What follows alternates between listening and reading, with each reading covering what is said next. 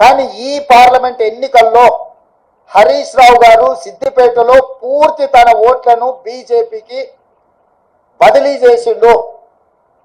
ఇవాళ బీజేపీ రఘునందన్ రావు గారికి 63,000 పైచిలకు ఓట్లు వస్తే బీఆర్ఎస్ కు 65,000 ఓట్లు మాత్రమే వచ్చినాయి.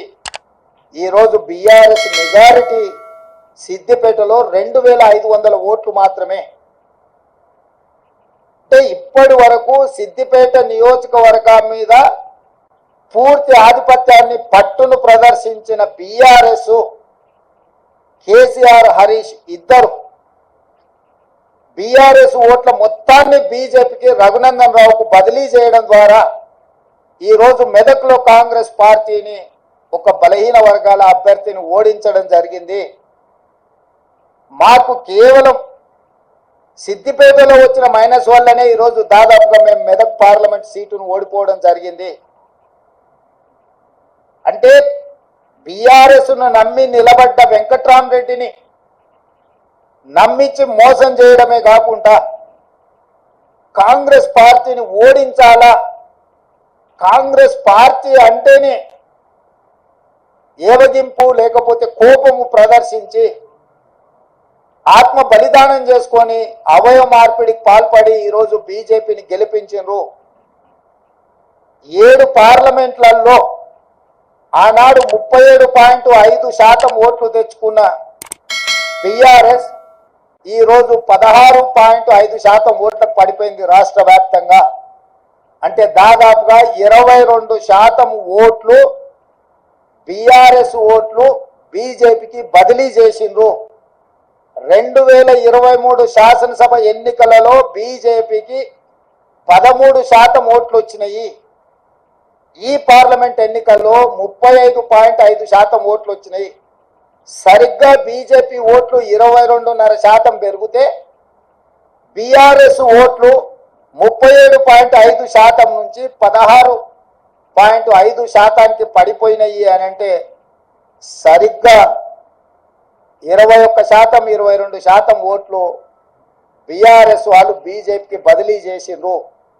తద్వారా 8 పార్లమెంటులల్లా బీజేపీ గెలిచింది.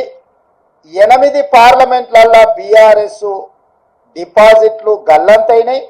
ఒక్క మెదకులో ఓడిపోయిన దాంట్లో మాత్రమే వాళ్ళకి డిపాజిట్ వచ్చింది.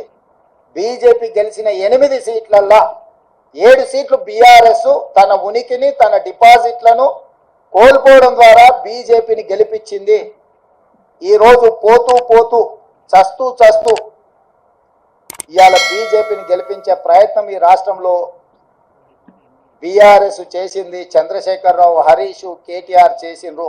చంద్రశేఖరరావు మీద, హరీష్ రావు మీద రఘునందన్ గత 10-12 ఏళ్ల నుంచి రాజీ లేని పోరాటం చేస్తుండనేది మా మెదక్ జిల్లాలో చిన్న పోరాన్ని అడిగినా కానీ చెప్తారు. రఘునందన్ రావుకి కాంప్రమైజ్ పాలిటిక్స్ తెలియదు, రఘునందన్ రావు కాలుమొక్కుడు తెలియదు. రఘునందన్ రావుకి తెలిసింది ముక్కుతుడిగా మాట్లాడే తెలుసు.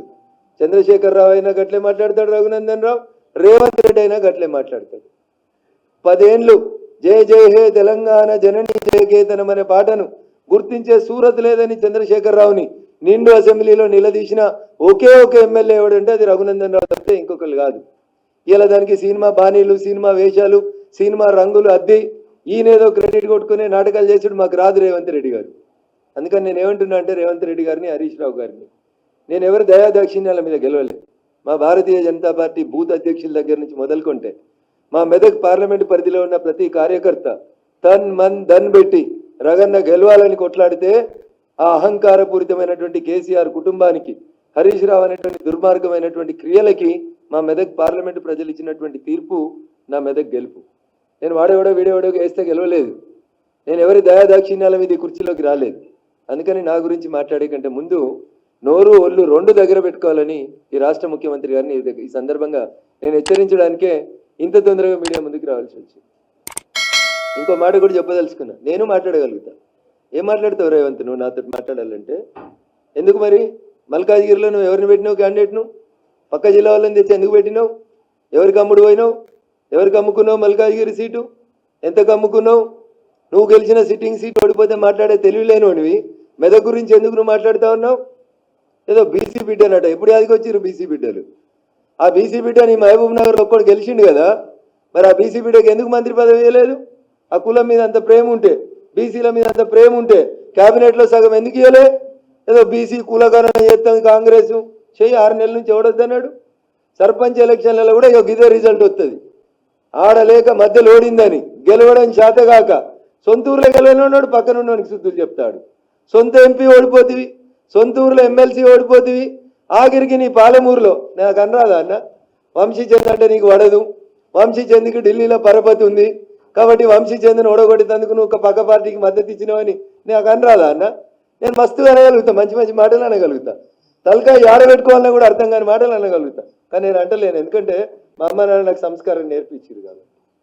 నువ్వు ఇన్ఛార్జ్ తీసుకున్న చేవెళ్ళు ఓడిపోతివి, నీ సొంత జిల్లా మహబూబ్ నగర్ ఓడిపోతివి, ఆఖరికి నువ్వు సిట్టింగ్ ఎంపీ ఉన్న మల్కాజ్గిరిలో మూతోడు జవాబు ఇచ్చిరు మల్కాజ్గిరి ప్రజలు.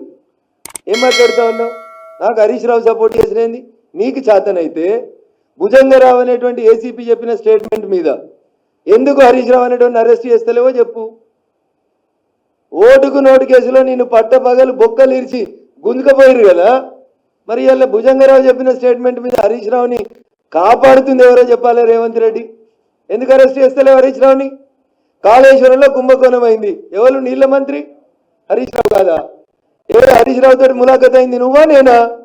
ఫ్లైట్లో కలిసి బిజినెస్ క్లాస్లో ముచ్చట్లు పెట్టుకుంటామైంది నువ్వు హరీష్ రావా, నేను హరీష్ రావా? కులం ఒకటి ఉందని నోటుకొచ్చినట్టు మాట్లాడతావా? వెంకటరామరెడ్డి నీ నెంబర్ 2 నీ కుర్చీ ఎత్తుకపోతా అని చూస్తున్నా పొంగులేటి శ్రీనివాసరెడ్డికి సటకుడు కాదా? సటకుడో వియ్యంకుడో కాదా? నీకేమన్నా చేతనైతే ముందు నీ అడ్మినిస్ట్రేషన్ చూసుకో. రఘునందన్ రావు అనేటోడు ఎన్నికలు జరుగుతున్నటువంటి టైంలో 150 సార్లు సిద్దిపేట సిపికి ఫోన్ చేసిండు, మెదక్ ఎస్పీకి ఫోన్ చేసిండు, సంగారెడ్డి ఎస్పీకి ఫోన్ చేసిండు. బీఆర్ఎస్ పార్టీ అభ్యర్థి వెంకటరామరెడ్డి అనేటోడు ఓటుకు 1000 రూపాయలు వంచుతుండు, పట్టుకొని రని 150 ఫోన్ కాల్ చేసిన, నీ డీజీపీకి చెప్పిన, మీ ఇంటెలిజెన్స్ ఐజీకి చెప్పిన. మేం పోయి కార్లు పట్టుకొని కొడతామంటే పోలీసు వాళ్ళు వచ్చిర్రు. ఓటుకు 1000 రూపాయలు వంచి ఆపడం చేత కానీ నువ్వు, నీకు అడ్మినిస్ట్రేషన్ తెలుసు, నీకు పోలీసు కంట్రోల్ ఉన్నాడు, నీకు ఏమొస్తుందని రేవంత్ రెడ్డి ఏం తెలుసు? నీకు ఏం తెలుసు అంటున్నా? వెంకటరామరెడ్డి పైసలు వంచుతుంటే ఎందుకు నీ తెలంగాణ పోలీసు వాళ్ళు ఆపలేకపోయినరో చెప్పు.